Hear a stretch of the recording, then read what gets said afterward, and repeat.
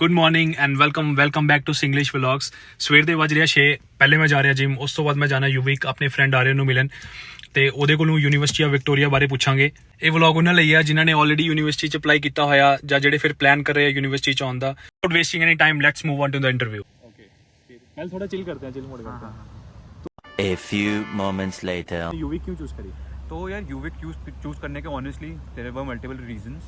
तो एक तो यही है कि यहाँ पे मैंने जब रिसर्च करी थी तो जो प्रोग्राम है, जो रिसर्च प्रोग्राम है वो काफ़ी बेनिफिशियल था। अगर मैं अपने कोर्स के बेसिस पे देखूँ, वो काफ़ी फ्लेक्सिबिलिटी ऑफर कर रहे थे। बेसिकली मेरे पास अभी भी ऑप्शंस हैं मेरे पास काफ़ी सारे ऑप्शंस हैं in terms of course work जिनमें से मैं चूज़ कर सकता हूँ। अपार्ट फ्रॉम दिस ये ही नहीं, जैसे मेरा प्रोग्राम है इलेक्ट्रिकल एंड कंप्यूटर इंजीनियरिंग में, तो I have options from computer science also जो इनको मैं चूज़ कर सकता हूँ। अपार्ट फ्रॉम दैट इधर की जो ट्यूशन फीस है वो सरप्राइजिंगली काफ़ी कम है एज़ कम्पेयर टू दूसरी यूनिवर्सिटीज़। और कितनी आप बताना चाहोगे? हाँ, तो काफ़ी लोग सरप्राइज हो जाते हैं। आपने बेसिकली बताया वो मुझे, पहले मैं फिर से पूछ रहा हूँ। राइट। तो काफ़ी लोग सरप्राइज हो जाते हैं, उनको वो नहीं होता। बट लाइक जो मेरा प्रोग्राम है स्पेशली वो क्योंकि थोड़ा सा रिसर्च इन नेचर है, तो the program fees for it is for almost 2 years, तो वो फीस है अराउंड $17,000 कैड। अगर मैं 2 साल की पूरी बात करूँ तो 2 साल की कैनेडियन 17,000। क्राइटेरिया बताओगे कैसे आपने एडमिशन ली? यहाँ पे पूरा प्रोसीजर बता दो, होता क्या है शुरू से लेके अंत तक। राइट। तो अगर मैं दूसरी जगह से कंपेयर करूँ, तो अगर मैं यूविक की बात करूँ तो यूविक में लाइक ऑफ कोर्स एक 73% आपको एक मिनिमम, आई थिंक 73 या 75 है, उतना तो आपको एक बैचलर्स में आपको अंडरग्रेड में अपने मार्क्स चाहिए। अपार्ट फ्रॉम दैट इधर के बारे में एक अलग डिफरेंट चीज़ ये है कि आपको ना यहाँ पे स्पेशली MNG या MSc प्रोग्राम के बारे में, तो ये या फिर आपको कोई भी मतलब जैसे MSc अगर आप कंप्यूटर साइंस में भी करते हो, तो आपको उस प्रोग्राम में जाने से पहले आपको ना प्रोफेसर्स, यहाँ पे सर्टन सुपरवाइजर्स हैं जो बेसिकली यहाँ के प्रोफेसर ही होते हैं, तो उनको अपने स्पेसिफिक प्रोफेसर को जो आपके रिसर्च एरिया में बेसिकली इंटरेस्ट रखते हैं, उनके उसी एरिया में कहीं ना कहीं उनकी रिसर्चेज है, आपको उनको मेल करनी होगी। उनसे अगर आपको एक बार एक तरीके से अप्रूवल चाहिए, अगर वो आपको अप्रूवल दे देते हैं then your basically application starts और आपकी एप्लीकेशन एलिजिबल हो जाती है। एंड कहीं ना कहीं ये भी एक चीज़ है कि मतलब ये एक तरीके से positive as well as negative दोनों चीज़ें हैं। पॉजिटिव इसलिए कि उनको पहले डेफिनेटली अप्रोच करना पड़ता है, अपार्ट फ्रॉम कि दूसरी यूनिवर्सिटीज़ जहाँ पे आप जेनरिक एक एप्लीकेशन बस दे देते हो और आपके एप्लीकेशन के बेसिस पे आपका एडमिशन होता है। यहाँ भी एप्लीकेशन तो आपने फर्स्ट स्टेज पे अपने प्रोफेसर को कैसे अप्रोच करा था? तो फर्स्ट स्टेज में मैंने प्रोफेसर को ऐसे अप्रोच किया था कि यूविक की आपको वेबसाइट पे जाना पड़ता है। आप जब वेबसाइट पे जाते हो there is a list of I think 20 to 30 professors. तो आपको अपने इंटरेस्ट के हिसाब से ऐसे उनके हर एक के एरिया ऑफ रिसर्च लिखे होते हैं, तो आपको अपने इंटरेस्ट के हिसाब से उन पर्टिकुलर प्रोफेसर को अप्रोच करना होता है जो आपको लगे कि आपके एरिया से इंक्लाइन करता है उनका रिसर्च। सही है। तो मैं तो बट यही कहूँगा कि just to be on the safer side आप कोल्ड ईमेलिंग करना, क्योंकि कनाडा में यार एक बहुत बड़ा हैक है, आपको हर चीज़ आप 1-2 मेल्स के भरोसे नहीं रह सकते, आपको कोल्ड ईमेलिंग करनी पड़ेगी, तो जाके आप 20-30 जगह अप्लाई करोगे। जैसे मैं अपने में बोलूँ, मैंने ऑलमोस्ट 20 या 30 प्रोफेसर्स को मतलब मेल किया था, तो जाके मुझे अराउंड 2 का रिप्लाई आया था और 6 ने तो रिजेक्ट कर दिया था, 2 का रिप्लाई आया था और 2 में से 1 ने इंटरव्यू शेड्यूल किया था। इंटरव्यू से सॉर्ट ऑफ ज़्यादा वो एक फॉर्मल डिस्कशन थी, इनफॉर्मल सी मैं बोलूँ तो इतना उसमें कुछ था नहीं।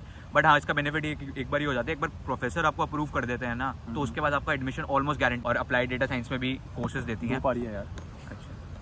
अप्लाई लोग usually I think PG diploma या वो सब कॉलेजेस में आ रहे होते हैं, क्योंकि उनको ये होता है कि मेन सिटी में रहेंगे, जॉब लग जाएगी, मे बी आपका कहीं ना कहीं कनेक्शन। बट ऐसा नहीं है, मतलब ऑनेस्टली अगर मैं बोलूँ, अगर मैं पार्ट टाइम जॉब्स भी बोलूँ या फिर मैं अगर यूनिवर्सिटी वालों का नंबर 1, तो कोई फ़र्क ही नहीं पड़ता। अगर आपकी कहीं यूनिवर्सिटी है that is good in nature, मतलब जॉब का डिसेंट है रैंकिंग उसकी, और आपकी खुद की स्किल्स अच्छी हैं, तो आपको कोई पहली बात तो कोई फ़र्क नहीं पड़ता, आप किसी भी सिटी में रहो।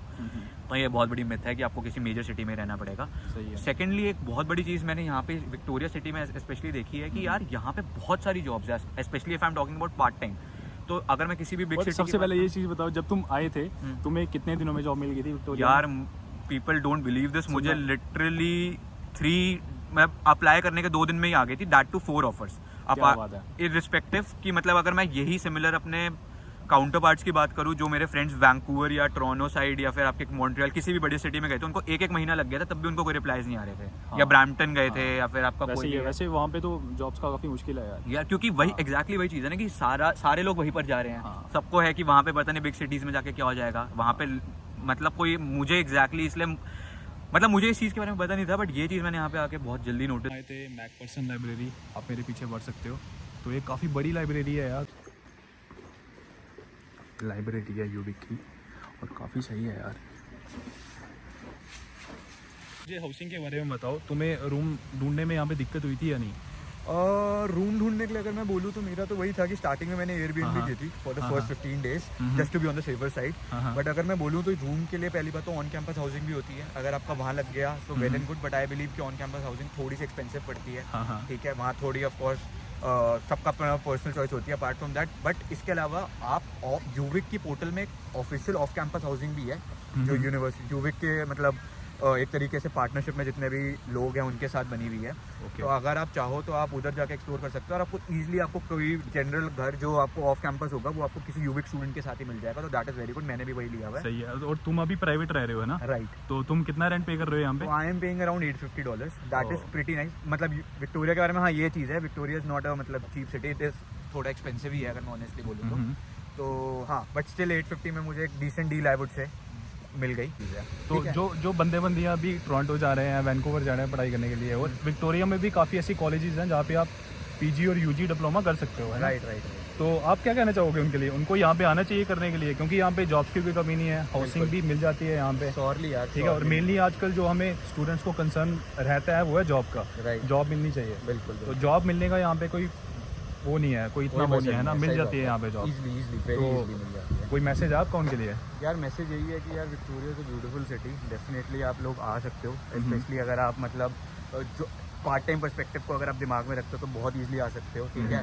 कोर्स वर्क वगैरह मैक्सिमम जगहों में वैसे भी सेम रहता है, आपके उसको स्किल सेट पे डिपेंड करके कीजिए आप किस तरीके से करते हो। एंड स्पेशली यूविक तो आई हाईली रिकमेंड आपको वहाँ यहाँ आना चाहिए। एंड हाँ यार ये चीज़ है। अच्छा, इसके अलावा मैं ऑन कैंपस के बारे में मुझे टीए के बारे में बता रहे हो, टीए के बारे में थोड़ा बताओ यार। तो यार यहाँ पे काफ़ी इंटरेस्टिंग लगा मुझे। यूनिवर्सिटी में ना आपको डिफरेंट असिस्टेंटशिप पोजीशन मिलती है, ठीक है, चाहे वो in terms of teaching assistant हो चाहे वो in terms of research assistant हो। तो यार इनके बारे में यही बेनिफिट होता है कि इसमें आपको बेसिकली टीचर का एक सॉर्ट ऑफ असिस्टेंट बन के रहना पड़ता है, ठीक है। आपको किसी भी तरीके की टीए मिल सकता है, आपको इन्विजिलेशन में मिल सकता है, आपको एज अ मार्कर मिल सकती है, आपको एज अ लैब टीए मिल सकती है। तो आपको स्टूडेंट के बस बेसिकली स्टूडेंट को एक तरीके से असिस्ट करना है, टीचर को असिस्ट करना है in terms of handling the students. But यार उसका यही होता है कि उसमें आज मैं कहूँगा थोड़ी लिमिटेड होते हैं, बट पे is crazy, like around $30 per hour आपको इजीली मिल जाता है। टीए भी बहुत आराम से मिलता है, कोई सुनिए। एटलीस्ट अगर मैं यूविक की बात करूँ, बहुत ईजिली टीए मिलते हैं, बहुत ईजिली ऑन कैंपस मिलता है। लिटरली यहाँ के बच्चे ऑफ कैंपस जॉब नहीं करते, जबकि ऑन कैंपस उसके आवर्स भी काउंट नहीं होते। एक और बहुत अच्छी चीज़ कैंपस के बारे में, कैंपस के एरिया में, इनफैक्ट कैंपस में आप लगा लो, जहाँ पे हमें इधर से हार्डली 1 किलोमीटर के डिस्टेंस पे ही एक कैडबरो बे है जो बहुत प्यारा आपका बीच है, ठीक है, और हम वॉकिंग करके भी जा सकते हैं वहाँ पे। एंड ऐसे ही एक माउंट टॉलमी है, अच्छा, जो एक बहुत एग्जैक्टली कोई माउंटेन तो नहीं है, बट एक ठीक है, एक डिसेंट हाइकिंग पॉइंट है जहाँ से आपको पूरा विक्टोरिया शहर दिख जाएगा। वो भी अभी यहाँ से 1 किलोमीटर वॉकिंग की है। अच्छा, सारा ऑन कैंपस के अंदर ही है। तो अभी हम पैदल चले वहाँ पे या गाड़ी लेके चले? यार गाड़ी लेके, क्योंकि उसके लिए लेट ना हो जाए फिर। अच्छा, पैदल तो नहीं हो पाएगा अगर चलना तो। और गाड़ी कहाँ पे है हमारी? गाड़ी आगे है ना। यहाँ पे कई यूविक के स्पोर्ट्स भी हो रहते हैं, आई थिंक वाटर स्पोर्ट्स में देखिए। तो हाँ, ये सब समथिंग। रात में हम आए थे तब हाइट थी। अच्छा, तो ऐसी आवाज़ है। ਹੁਣ ਮਿਲਦੇ ਆ ਅਸੀਂ next vlogs. Please like share and subscribe ਕਰਨਾ ਨਾ ਭੁੱਲਿਓ। Till then bye bye, take care.